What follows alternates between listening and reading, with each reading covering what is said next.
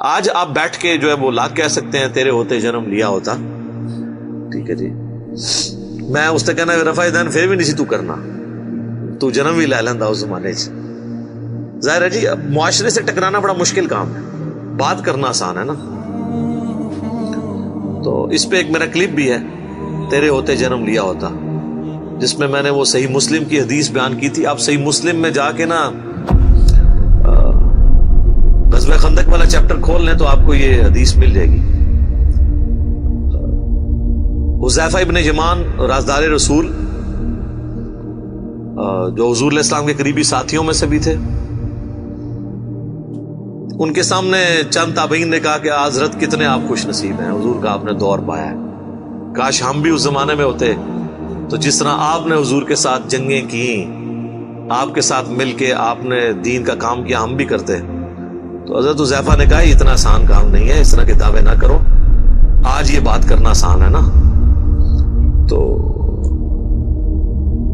نبی صلی اللہ علیہ وآلہ وسلم کے مبارک زمانے میں انہوں نے کہا میں تمہیں ایک واقعہ صرف سناتا ہوں کہ غزوہ خندق کے موقع پہ سخت سردیوں کی رات تھی, تو حضور علیہ السلام نے ندا دی اصحاب میں کہ کون ہے جو جا کے کافروں کی جاسوسی کرے ایک سخت رات کے اندر اور جنت میں اللہ کے نبی کا پڑوس حاصل کر لے.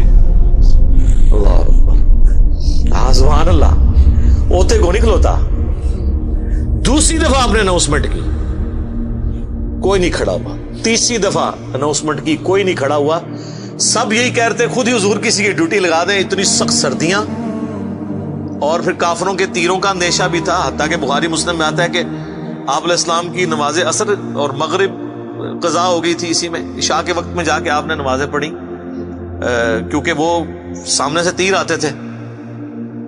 تو ظاہر ہے جو رات کو اگر یہاں سے کوئی جاسوسی کے لیے جاتا تو وہاں بھی تو ان کے ایجنٹ کھڑے ہوئے تھے. تو 3 دفعہ آپ نے اناؤنسمنٹ کی, چوتھی دفعہ آپ نے فرمایا حذیفہ. تو حضرت حذیفہ کہتے ہیں میں نے دل میں سوچا لو جی اب میں مارا گیا, میری ڈیوٹی لگ گئی. اچھا یہ ان کی سچائی تھی, انہوں نے بتا دیا. یہاں تو لوگ ایکٹنگ کرتے ہیں نا جی, میں تو آج تک جناب میں تو گل منہ تے کرنا, آج تک کسی بندے نو سنیا جو جھوٹے دے جھوٹے نو بھی وہ کہے ہوئے کہ میں پیچھے گل کرنا, تکیہ کلام ہے کرتے رہو, میں تو منہ تے گل سیدھی کری دی جی. اچھا تو حضرت حذیفہ کہتے ہیں کہ حضور نے جب بلایا تو مجھے کہا جاؤ. ان کا میں تو پھر اب انکار تو نہیں کر سکتا تھا, تو حکم آ گیا. پہلے تو ایک آپشن بھی تھا بچنے کا. کہتے میں اپنی جگہ سے اٹھا اور میں دل میں سوچ رہا تھا کتنی ٹھنڈ بار, اور اس حالت میں جاؤں گا. کہتے ہیں اللہ کی قسم جب میں اپنی جگہ سے اٹھا مجھے یوں لگا مجھے کسی نے نا کوئی کمبل اڑا دیا ہے نہ نظر آنے والا, اور میں ایک گرم حمام میں داخل ہو گیا. یہ معجزہ ظاہر ہوا. اور کہتے ہیں میں سخت سردیوں کی رات میں اسی طریقے سے باہر چلا گیا, جا کے میں نے جاسوسی کی. اور کہتے ہیں کہ ایک لمحہ آیا کہ ابو سفیان میرے ایک تیر کے نشانے پہ تھا, تو میں نے کوشش کی کہ میں اس کو ادھر ہی مار دوں, لیکن مجھے حضور کی بات یاد آئی, آپ نے بھیجتے وقت کہا تھا کہ دیکھنا کسی پہ تیر نہیں چلانا, کوئی نواں ماز نہ کھول کے آ جائیں, ایک کام نہ کریں. تو کہتے ہیں پھر میں رک گیا, ابھی حضور نے منع کیا. ظاہر ہے پھر رات کو جنگ چھڑ جاتی, پھر ایک نیا. ظاہر ہے یہ دیکھیں ڈسپلن تو نہیں لوز کرنا نا, جو لیڈر ہے اس کے اس مشورے کو لے کے چلنا ہوتا ہے جس طرح وہ کہتا ہے. کہتے ہیں میں خیر واپس آیا.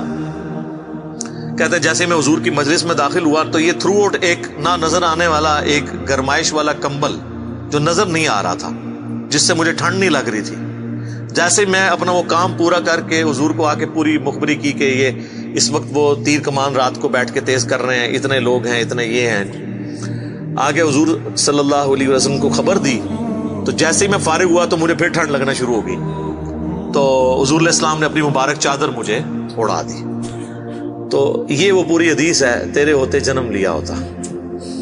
تو یہ کہنا آسان ہے میرے بھائی, بڑا مشکل ہے. یہ غزوہ احد میں بھی یہ وہی لوگ تھے جنہوں نے حضور کے ہوتے ہوئے جنم لیا تھا, لیکن دیکھ لیں 700 میں سے صرف 80 بندے حضور کے ساتھ رہ گئے تھے. اور جب بھگدڑ مچی اس وقت تو 80 بھی نہیں تھے, 12 تھے.